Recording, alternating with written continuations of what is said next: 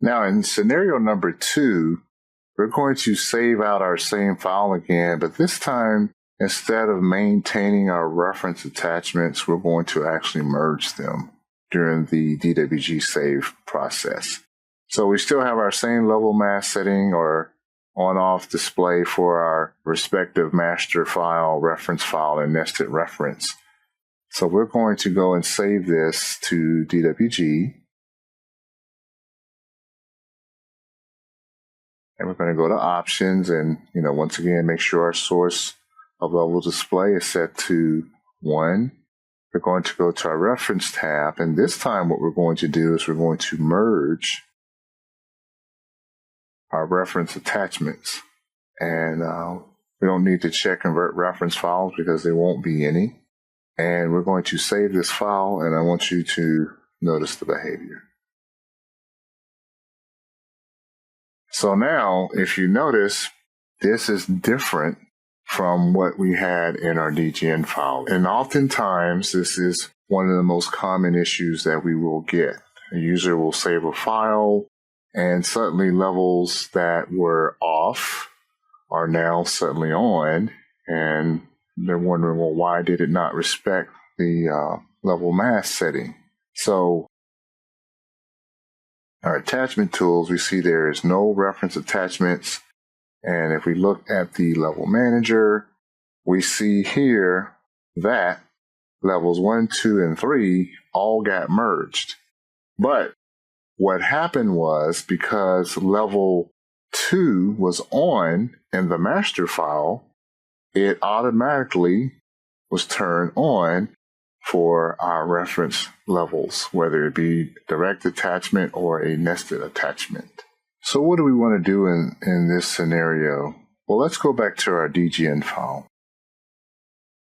So now what we want to do, we're going to save this file again to DWG format.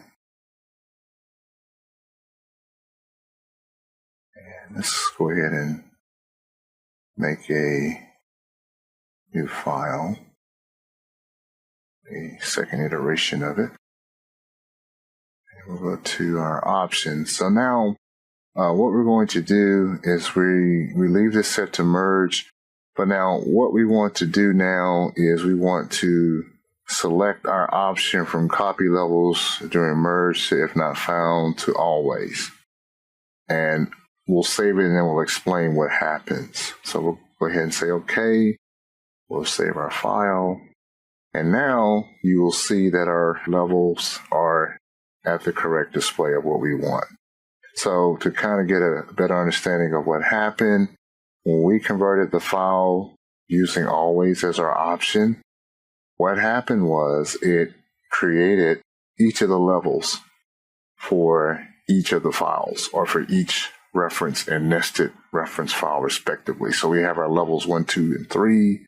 And then we have, if we do it by name, of course, we have our nest level 1, 2, and 3, and we have our primary reference 1, 2, and 3. And it maintained the level mask setting for each. So this is what we want to do.